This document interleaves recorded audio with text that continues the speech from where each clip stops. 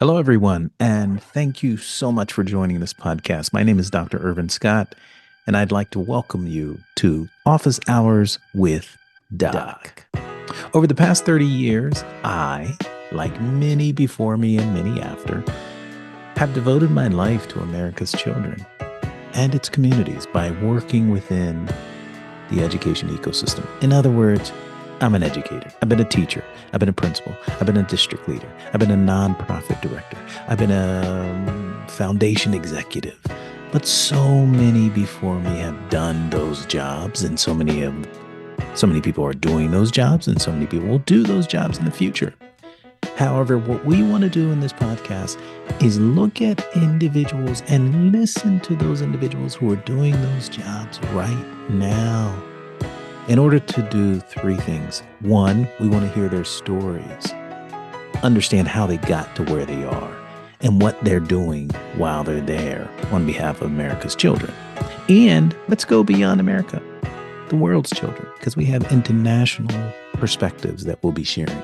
So that's the first thing. Number two, we want to better understand how these educators work within the ecosystem, not only as individual actors, because sometimes you have to do that, but more importantly, as team members to have impact. And then number three, speaking of impact, our goal is to hear how we might all work to accelerate our collective effort and impact going forward.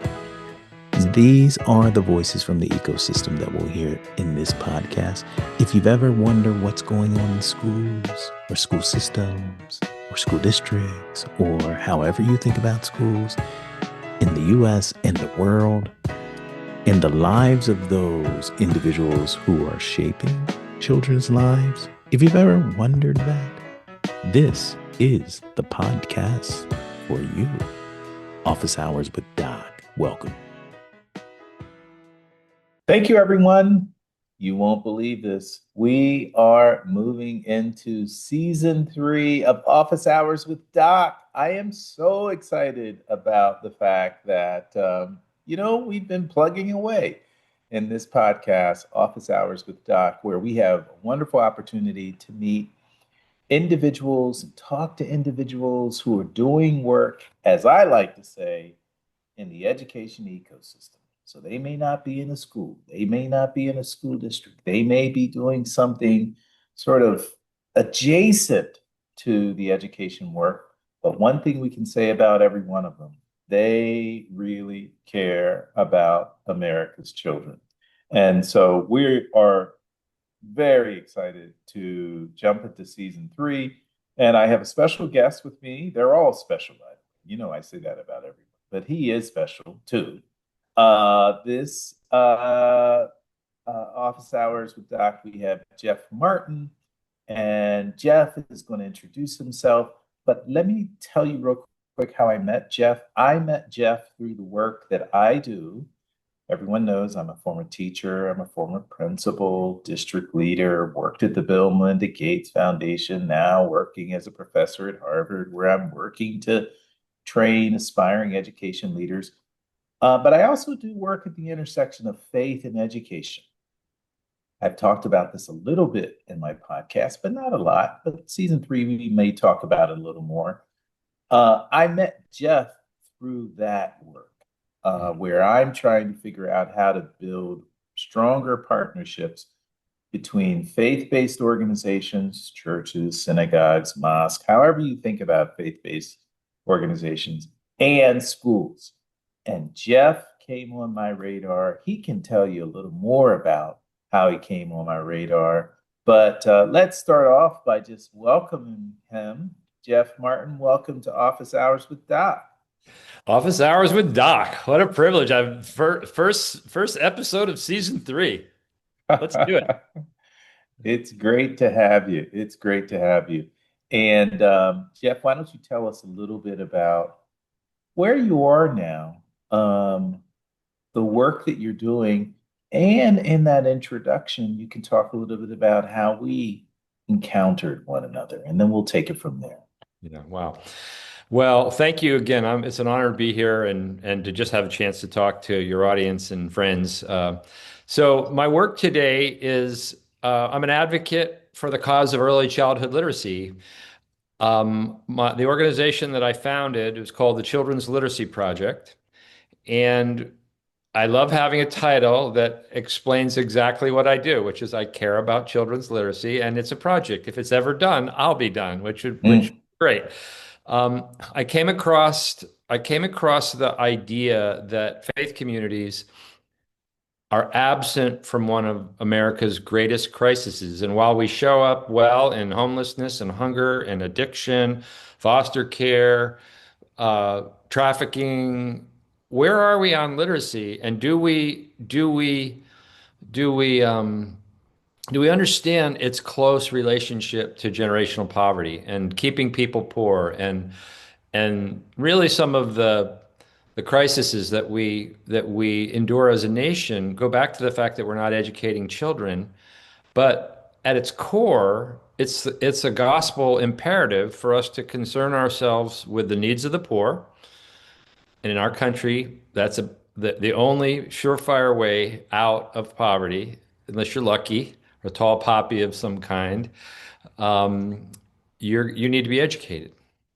And we know that in our most under-resourced communities, that there is a literacy crisis. It isn't just like America's only 40% of kids aren't reading in grade level in America. Well, that's our national score. Go into an impoverished community, whether it's rural Appalachia or it's inner city Chicago, it is, we're talking about zero in some places, zero, some schools that have zero proficiency in reading, 10%, 20% max. And to me, if we are to concern ourselves with the needs of the poor and we are to concern ourselves with the children, suffer the children as we are the words that we all know, we have to get involved in this cause. And I got exposed to it in Memphis, Tennessee, which most of us know is a pretty rough city. And I saw the good work they were doing there. And I says, why is the church not leading in the cause of literacy like they are in so many others? And so I got involved. And I'm a filmmaker. And so I end up making films. My background is that I'm a filmmaker. And so what we do is we tell the story and then we finish. We created an organization that exists to steward the big idea into the places where we are welcome to share. That's what I do all day beautiful, long. beautiful. And I know you are very animated, excited about it. Passionate is another word that I would associate with you about Mm. this cause of literacy, particularly the faith community getting more involved. Say a little more about what, maybe you can dig a little more deeply into Jeff himself and Okay. like why literacy? Like why? I mean, and you It's a could good story. say, well, yeah, what take us through that story. Well, I was asked the other day to record something, and they said, "Tell me where your passion comes from." And my answer was, I think my entire life pointed me at this work that I do. And it started with the fact that I am dyslexic. I'm almost 68 years old. And when you were a kid in the 60s and 70s who couldn't read, there was plenty of things for you to do. So the school system didn't really worry about you because in New York they had this thing called, BOCES, and you could go be a BOCES kid and learn plumbing, learn electrical, learn carpentry, learn auto repair. I was a really proficient like young employee. I mean, I was the best grocery store guy. I was the best dishwasher. I worked in apple orchards, filling cider jugs. I mean, I worked my butt off. And my parents were not worried about me. And I wasn't good at school, and my siblings were. And my parents were kind of falling apart because of alcohol. And I just sort of got through. And I told on this tape that I admitted that I cheated on my Spanish exam. I got a 66 to get a 66 on my Spanish exam, which is a passing grade, which I needed to graduate high school. I cheated. I apologize, Mom and Michael Carter. I know he's gone. Rest in peace. Thank you, Michael, for your paper being obvious to me. I got one or two answers off his page, and and um, and then it's sort of natural that I went into the visual arts because that was a stronger area for me. I related to the world more through visual arts than, and I got into corporate work as a very young man. I toured the country with what we used to do called slideshows, where were corporate slideshows. We did them with Sports Illustrated, all the Condé Nast publications, Forbes magazine. With Sports Illustrated, they had me going all over the country. And one of these occasions, I got to go to Vancouver, Canada, British Columbia. And I called my wife, who we were living in New York City, and said, "Can we live in this city? This is the most beautiful place." And we couldn't, but we could move to Portland, Oregon. And so we did. So we moved to Oregon. And I was in the visual arts until in corporate work until I had a break. I had a mid-career break because I was fortunate. I was good at that business, and I got to own it along with the founder, and we sold it. And I got to decide what I wanted to do with my life. And I wanted to do. I had become a follower of Jesus soon, recently before I sold the business, and I wanted to do something with the gospel call on my life. And I said, well, I'm going to do faith and culture. And so I did. I want to know why the gospel of love divides America so, and let's explore it, making films and things. So I made a couple documentary films, which led me to an opportunity to meet the people in Memphis. And when I got to Memphis, I met this fabulous woman named Donna Gaines from a big church there, and she told me why literacy was such a big deal. And I had been doing, as you know, Doc, I spent a lot of time in church school partnerships, and that's why I got to meet the people in Memphis. So I probably spent better part of a decade introducing churches to the idea that if they behaved appropriately, they would be welcome in the public schools, especially in our most difficult environments. And I made a film about it, and then that film got popularized. And when I met the cause of literacy in Memphis, I went, oh, this is the big idea. This is the idea that God gave me. And why? Well, I'm a filmmaker and a storyteller. I couldn't read when I was a kid. And if you can't read now, you're a goner. As you know, Doc, because you used our trailer in one of your conferences, um, we again, if you're a hammer, everything looks like a nail, and if you're a filmmaker, every good idea has a film attached to it. And so I knew we had to make a film about the crisis of illiteracy, and there were other great films being made, but we chose a path of identifying adults who read at the very lowest levels of literacy, and you would call that illiterate but in academia and in out of respect, you call it the lowest levels of literacy because they can read some words, they can read a stop sign, they can sound out the word "be," and they just struggle, and it's not useful. Their ability to read is not useful to them, and with what little they can do. And we decided to find these adults around the country and then show how it migrated into their own children. So we made the connection between an illiterate adult and the crisis that it is for children. And the movie was called Sentenced. And and um, and we called it sentenced because if you happen to be a child of poverty, and if you are unable to read by the third grade, it is very likely that your life has been decided for you. It's not a good picture for you in your life because you will never catch up. There's a reflection coming off a car, and it's hitting me right here, and it's bright. So sorry, I've got a line on my head. The so I just my heart broke for this idea, and we made this film. It was finished, and NBA superstar Stephen Curry's people, entertainment in his entertainment division, saw the film and said, "Would you consider allowing Stephen to be the narrator and co-produce the film with you?" Well, we in our wildest dreams, we would have never thought somebody of his stature would come along alongside our project.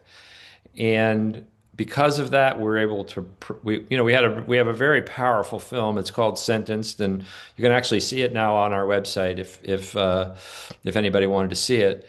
And because of that it being a great film in the first place, and then you add Stephen Curry's name to it, we were able to ultimately premiere the film at the Library of Congress at the hosted by Dr. Carla Hayden. And it's just opened doors to the big idea. The big idea, which is America is failing, and we must turn that around. We do that on a local level, we do that on a state level, we do that on a national level, and we can do it on an individual level. We can actually take care of that issue ourselves on behalf of the one or two or three children that we just invest in. So it's cheap because it's cheap to teach kids to read. It's just not, there's just places where we need to intervene. So that's my work. I do it every day, all day long. Wow. So much there. Yeah, Thank right. you for taking us through that story. Yeah. And you are a storyteller. I'm not surprised you're a filmmaker because you tell stories beautifully and you give the key points, a couple of which I want to follow up on. Okay. First, starting off with you cheating, I'm sure you've asked for forgiveness. And so I'm going to assume that that's all taken care of and you're just fine. With the cheating on the Spanish test. Can you still hear me?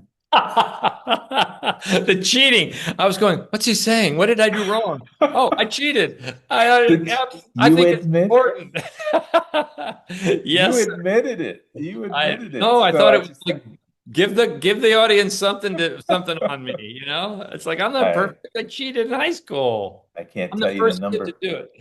I Yeah. can't tell you the number of things that I've done, and we've all done. I just thought that was really, and I thought it was powerful that you Oh, would share that, and I think that's important.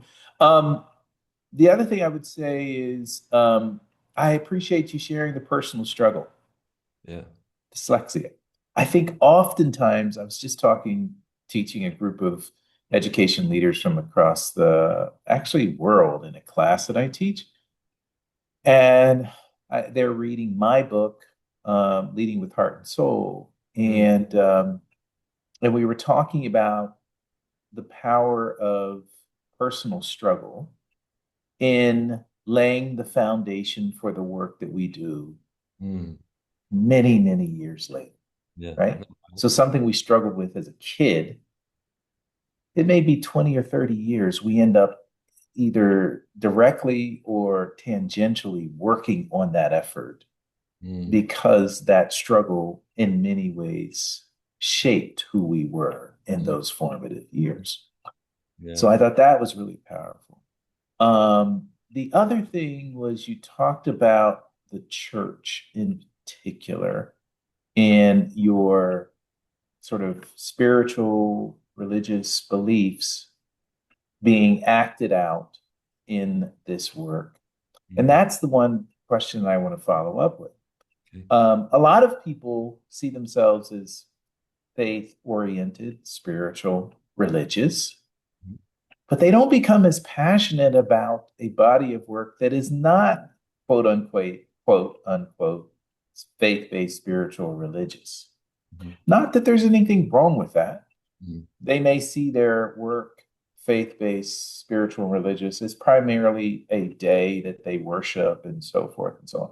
But for you, it sounds like your work with literacy and your faith go hand in hand. Am I hearing that correctly? And Man, how would you describe it? you couldn't be more on the spot with that. I make no distinction between my my spiritual life. I don't, there's no silos. My family's involved in this work. I love my family. I love my work. I love people I work with, as you know, and it's all one thing for me. I think it's a gift. I'm sad about us having to live a siloed life. My faith is integrated over. I mean, this is a justice thing. I mean, justice has got a can become a controversial word because you're starting to pick a side now when you're using the word justice. But Isaiah says God loves justice. And I'm good with that. And Jesus loved children, and I'm good with that. And what kind of country do we have that we allow so many people to fall behind and stay behind, generation after generation? We are way beyond that idea. And and that's for me, it's an injustice. It's we're sentencing our neighbors. It's like it's ridiculous. So yeah, thank you. It's all tied together. And That's beautiful. I feel lucky. My LinkedIn page says I tell people I get to do my job. Mm. I couldn't be happier about what I get to do all day long. And it's hard. This is running little nonprofits and being a filmmaker, and that sounds fun, but you know try fundraising for film. They see you coming.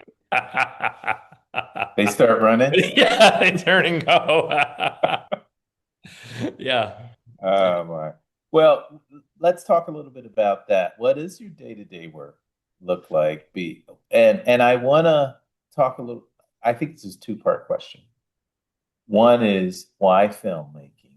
What is the power of, I want to hear it from a filmmaker's perspective. What is it about filmmaking that makes it a powerful medium for advancing the cause? And then the second part of that question will have to do with, well, what do you work on a day-to-day basis to advance this work? But let's start with filmmaking because that sounds exciting. Thanks. Well, I grew late into the cause of being a filmmaker. I was in corporate media, and there was all the forms, events, slideshows, films, live things, all kinds of stuff. So nobody would have called me a filmmaker when I was 35 years old, but I entered into this space with the idea of making a documentary film about why Christianity and the culture kind of rub each other raw in such an ugly way. And it was one of the first films ever where the three fingers pointing back at at me were the were the was the point of the film. We're not doing a good job, and we could do better. And that was my reticence about of the faith of my childhood. I think were you a reformed weren't you a reformed church? We were Protestant, Yeah, I was and a Reformed Church kid, yeah. and and I didn't like it. It was the '60s and '70s, and it was we were breaking with the shackles of that kind of control on our lives, and I didn't want to be a Christian. My wife was one, and and then I become one, and I was started thinking about it. So my first documentary film was taking that on, and I was really critically it was a marvelous exercise. Um, Financially, it happened that it fell apart because the video stores went out of business like the hour we released the film. We designed the whole thing for rental, and we had Al Franken in the film and Rick Santorum, and controversial figures were in the film about the collision of faith and culture. It was a brilliantly creative movie, very different than normal stuff, and it was kind of in the Michael Moore era of provocative documentary. And we literally spent over $1 million getting it ready to go into Hollywood Video and Blockbuster. And I mean, it wasn't this, the boxes were in the warehouse when Hollywood Video went out of business. And what did they do with our 100,000 units that they were going to spread out and that was going to reward me for that investment? They sold them for the cost of shipping. So I couldn't even get 20 bucks a DVD because they had the product and they had the right to do anything they wanted with it. And so rather than throw it all in the dumpster, they sold all their inventory for the cost of shipping.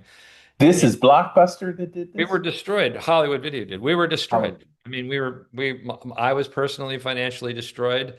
But what it did was I got how many kids go to college and don't come out broke? I got the lesson. I got the lesson of how this works. So I was a producer of that film, and then I started making films myself, sitting in the director's chair and making films. So the big question of why, I mean, that's how it naturally happened. I wanted to impact the culture. I wanted to embrace faith and culture. And I got a huge lesson and an experience and reputation. And then I said, well, let's do another one.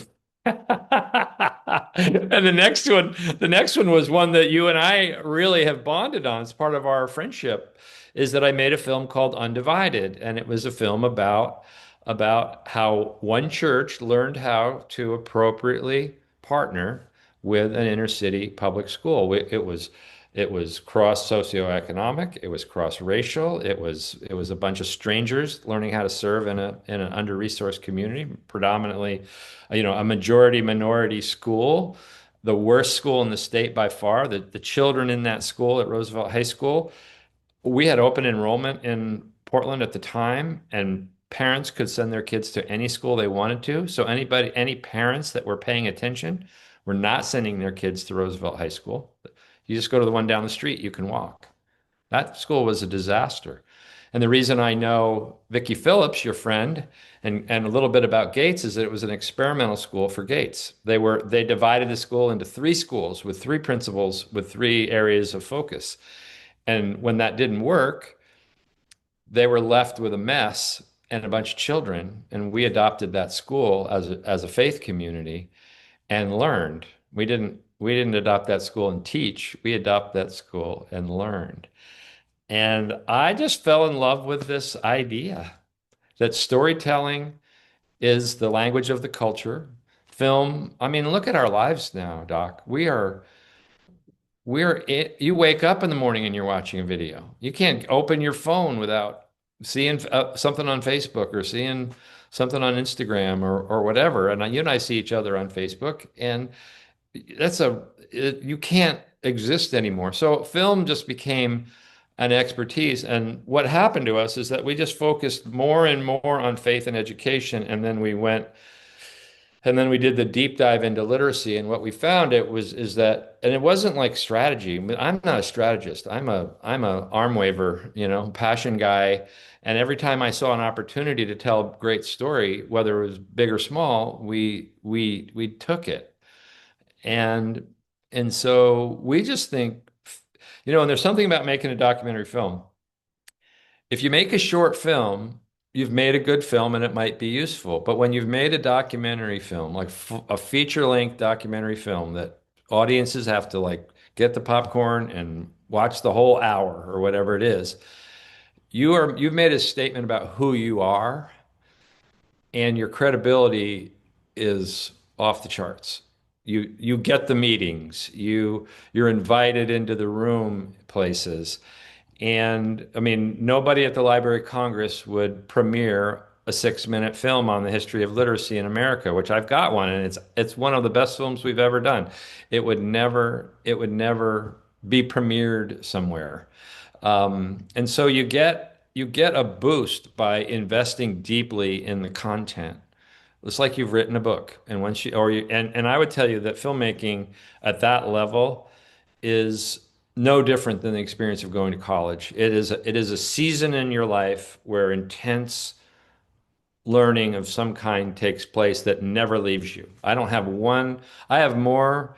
I have more kind of um, uh, emotional connection to the periods of times where I made Lord Save Us from Your Followers, Undivided, River Between Us, Sentenced, and now this moonshot thing that I've been telling you about.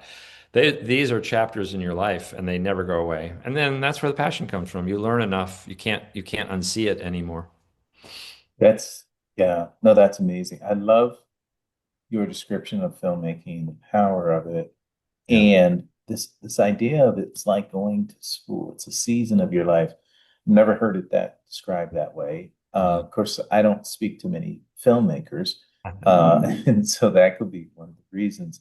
Yeah. I feel like I got to talk about that more, but we might have to do another segment. Um, Happy to.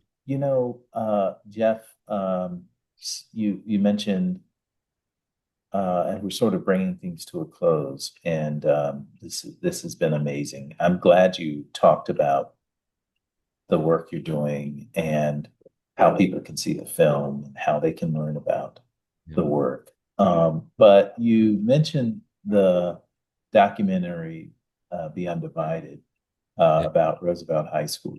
Yeah. And that was a sort of personal connection to me because I was potentially going to be the principal in that school many years ago. I don't know if I told you that. Oh. When Vicky was a superintendent, Yeah. she invited my wife and I out um, because they were looking for a principal. And I was a successful principal in Pennsylvania. And so Keisha and I went out to Portland, saw Roosevelt, spent some time in Portland, but it wasn't meant to be. But I did end up working with Vicky at the Gates Foundation shortly Yeah. thereafter. Yeah. Yeah. But but you use the language in the title "Be Undivided,"